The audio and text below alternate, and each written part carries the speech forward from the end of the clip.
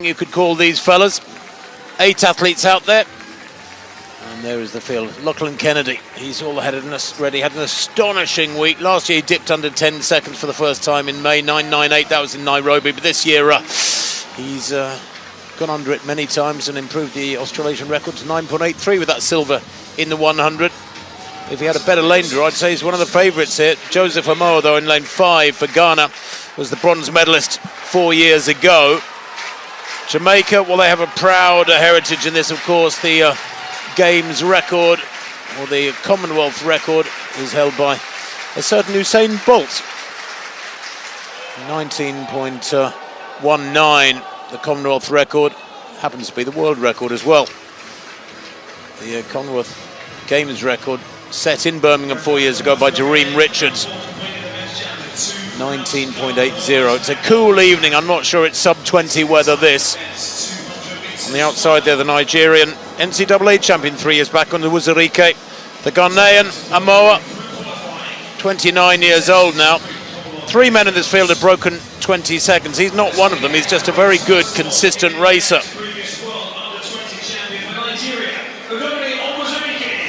There's Onwuzurike, Udori Onwuzurike. World Under-20 champion back in 2021, the Nigerian. Nice lane draw for Chris Taylor there of Jamaica in lane 7. 8th in the Olympic 400 back in 2021, but he's the Jamaican champion this year at 200. Sinesifo Dambile of South Africa goes in lane 6. 8th in the World Championships last year. There's Amoah, Joseph Amoah, as I said, bronze medalist 4 years ago, Amoah. Good, consistent racer. Born in Greater Accra. His coach Jamie Wilson will be watching with his heart in his mouth. Aaron Brown of Canada, their champion this year. His personal best 7 years ago. 34 years old now, Brown. He's in lane 4. In 3, Javon Powell, the second Jamaican in this one. Second in the Jamaican Championships this season. Salepe, Prince Faisal Salepe of Botswana goes in 2. Can he produce a medal here for the Botswanans? They're a growing force in the sprint world. And Lachlan Kennedy, big roar for him. Well, the Aussies have been running with inspiration this week, and I'm sure that inspiration will have run through the camp almost like a virus. And Lachlan Kennedy is one of those who set it off earlier in the week with that incredible, so close to a gold in the 100 metres with that silver 9.85. He was only 3rd in his semi-final here, though, Kennedy, in a windy 20.12. His lifetime best, 20.26. He might need to run a lifetime best here to get amongst the medals.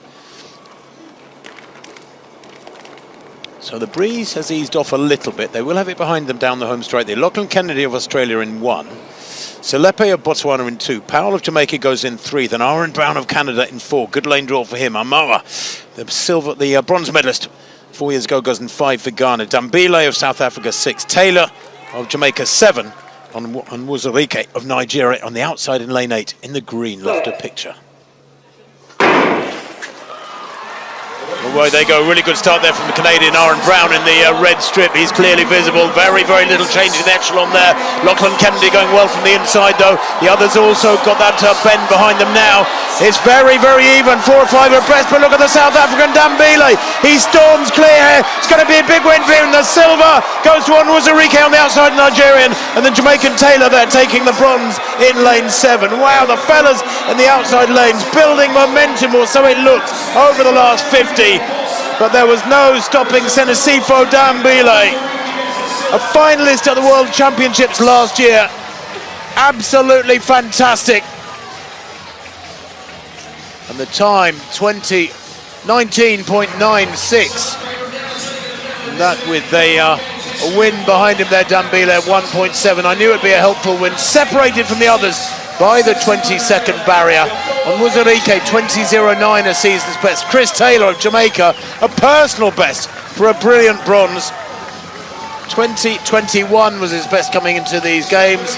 20.11, he's just knocked a chunk off his lifetime best. And Aaron Brown, the fast starter, 20.18, just 7 100ths off a medal, the Canadian in 4th place. You don't often see it as tight as that, do you? They came off the bend. All 8 athletes off the bend into the home straight, pretty much neck and neck, and then it just comes down to who can hold their form, who can hold their technique, who can hold their nerve. And Dambile of South Africa just did it beautifully as he pulled away. That is the first time South Africa have ever won this event. Absolutely supreme there. from Dambile. From lane 6, it was a super lane draw for him. Former World Junior Championship bronze medalist. Looked good in his semi, ran 1982, a windy 1982. But there, 120 in, there's about 5 men side by side. We always look for the markers on the track, don't we, for them to hit it, because you can't always see it with the as they come round the bend, and they hit pretty much every mark on the track, all identical, until they just come off that last bend. And then it's Dambile, as he transitions out of the bend into the home straight, he just starts to pull away from the end. And you can see just on the outside, the Nigerian athlete just digging deep to take that silver medal. He's a lovely looking runner too. He got stronger as the race wore on. Doesn't mean he was accelerating, he just held his form really well. And here's a 45-second 400-metre runner. He's run 32.1 for 300. Probably his sweet spot, 300. I wonder if he's got a future at 400 as well. But yeah, that was brilliant. Won the national championships for South Africa in Stellenbosch in the middle of April in 2002.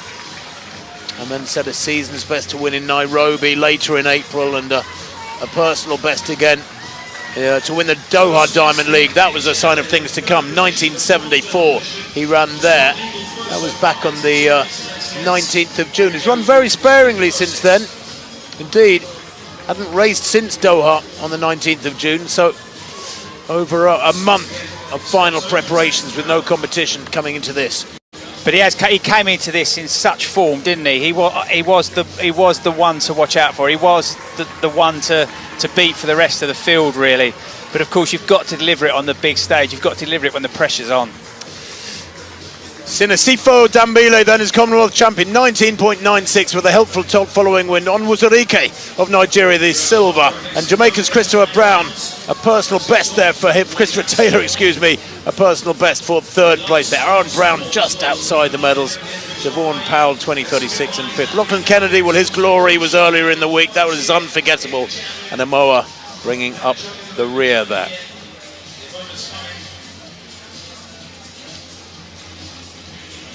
A brilliant men's 200 metres. The next action on... Oh my goodness, no one saw this coming, and I mean, no one saw this coming. The men's 200-metre final at the Glasgow 2026 Commonwealth Games just delivered the most chaotic race of the year.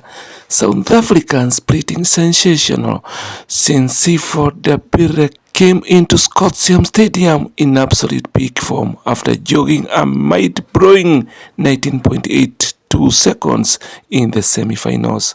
But the finals were a completely different beast, with Nigerians Onwuzurike and Jamaicans Christopher Taylor breathing down his neck. The final 50 meters turned into absolute madness. Ladies and gentlemen, welcome back to the channel. Please like the video, kindly guys. Show some love by just liking the video and subscribing to this amazing channel. Yeah, man.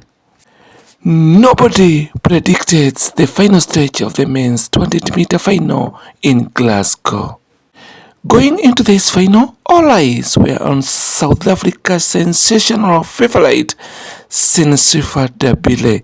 The guy practically strode through the semi-finals with an effortless 19.82 seconds, making people think a historic games record was a done deal. He looked completely untouchable.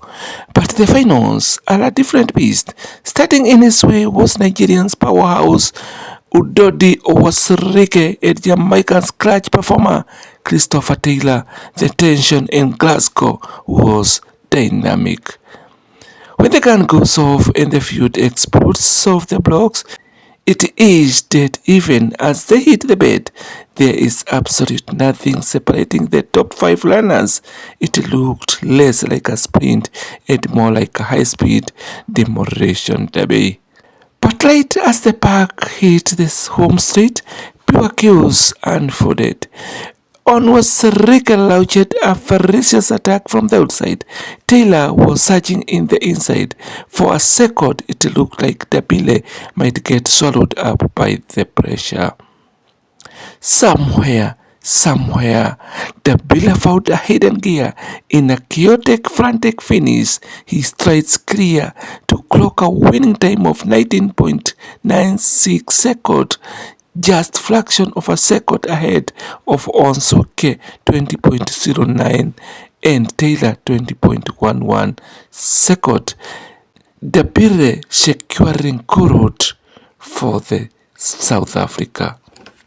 This marking an iconic first ever men's 200-meter Commonwealth gold for South Africa, cementing Dambile as an absolute legend. The crowd in Glasgow went completely mental for a race that came down to pure grit of a strategy.